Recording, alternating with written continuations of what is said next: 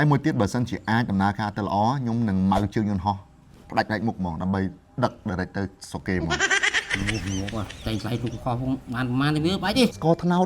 នៅសុកគេគ្រប់ត្រូលណាស្ករខ្មែរលេខ1ហ្មងស្ករខ្មែរនេះគឺស្ករឆ្ងាញ់លេខ1ហ្មងទៅដល់អាមេរិកអូស្ត្រាលីកាណាដាប្រាំងស្វីស បាទអីទៅបានឆ្ងាយដែរតា មិនលេងសើចទេចឹងមកខ្ញុំថា ខ្ញុំបានទៅដល់ទេស្គាល់ខ្ញុំនៅទៅ ឥ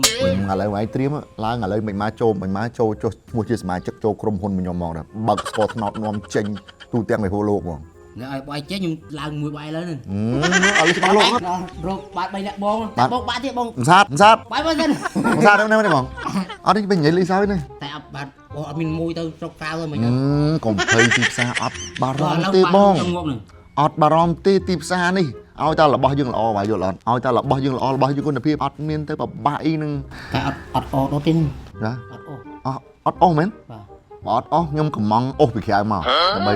យកមកដុតធ្វើស្ករហ្នឹងហើយយើងនាំចេញស្ករទៅវិញ ខ្លួននេះអី អត់ដូចខ្លួនមិនអូគេថ្លៃអីជាងស្ករយើង អីមកឡានលេងមុនលុកទិញម្ដង 20,000 នៃ 30,000 អីហ្នឹង ទៅយើងលក់ឲ្យតែបាន 40,000 ស្ករយើងចាក់មក 10,000 បាទទិញអស់ 30,000 ឥឡូវបាយគិតមើលឡើងវិញយើងទិញអស់មក 30,000 ហើយយើងធ្វើយកស្ករបាន 40,000 បានបានមើលដែរ គេចុះអត់អាគិតយើងឡើងយើងចុះហ្នឹងយើងដុតហ្នឹង ដុតឡើងអាហ្នឹងវាចំណេញទេបងតែធ្វើច្រើនតែឥឡូវឧទាហរណ៍ថាយើងធ្វើ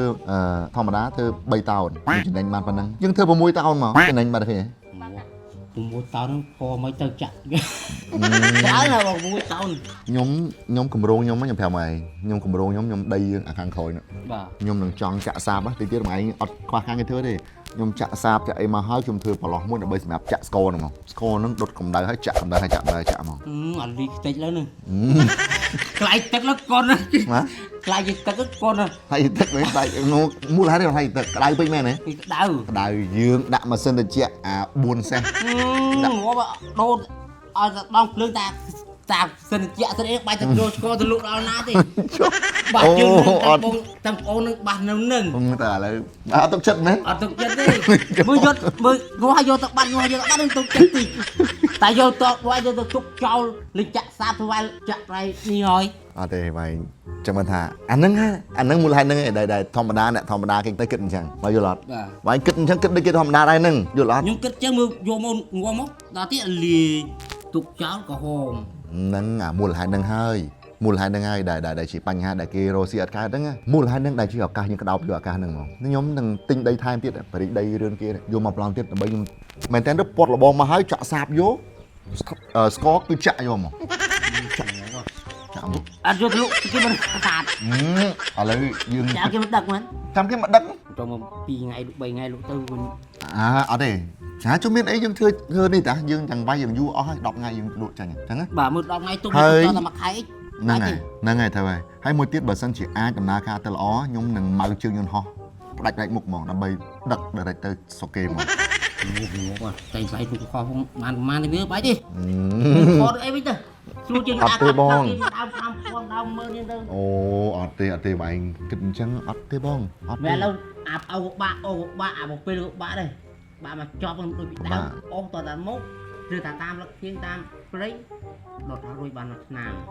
បាទមើលគាត់ដើមដូងយើងជុំវិញផ្ទះហ្នឹងដុតថ្នោតមកទេ អូយដូង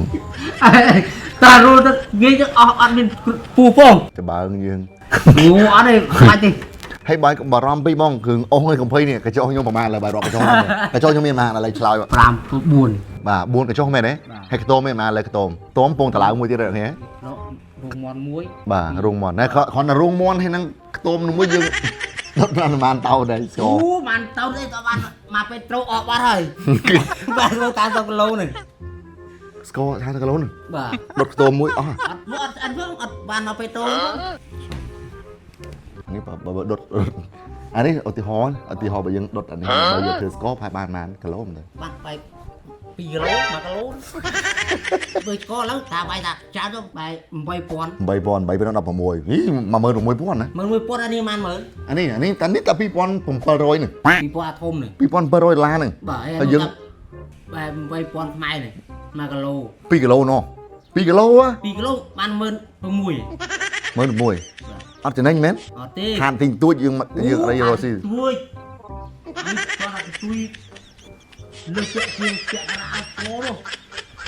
ខ្ញុំទៅពេលចឹងជួយចែកemទៅកុំបារម្ភ អត់ទេ ឥឡូវបាយបាច់អីទេឥឡូវបាយបាច់អត់ឆាយតាមទុនទេឆាយតាពលកម្មបានហើយ ខ្ញុំធានាអ្នកឡើង អ្នកឡើងណា បាទ ឥឡូវបើសិនណាឧទាហរណ៍100ដើមបាយឡើងប៉ុន្មានខ្ញុំឡើងប៉ុន្មាន មើលមីឯងចេះឡើងមីឯងអត់ឡើងតែ10ដើមមកណា ខ្ញុំឡើងតិចនេះខ្ញុំអញ្ចឹងរកស៊ីមួយគ្នាចូលក្រុមហ៊ុនមួយគ្នាដល់ពេលខ្ញុំឡើងតិចពេកអញ្ចឹងអាហ្នឹងខ្ញុំគេងប្រវាញ់កម្លាំងមកឲ្យបាត់ណា អត់ទេនេះខ្ញុំឲ្យមីឯងនៅយកទឹកណត់ងាស់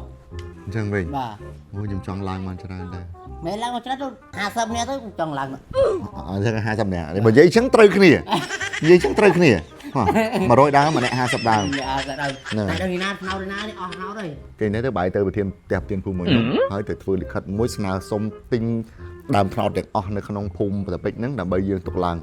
មកប្រាច់ហ្មងអត់ឲ្យដល់ណាឡើងទៀតទេ គេចូលមិនថ្នោតគេឡើងមកគេមិនឲ្យយើងឡើងទេ អត់ទេទិញគេយល់ទេនេះយល់អាហ្នឹង ខ្លាចគេលក់ទេ ឥឡូវម្ដងគេលក់ប្រហែលម្ដង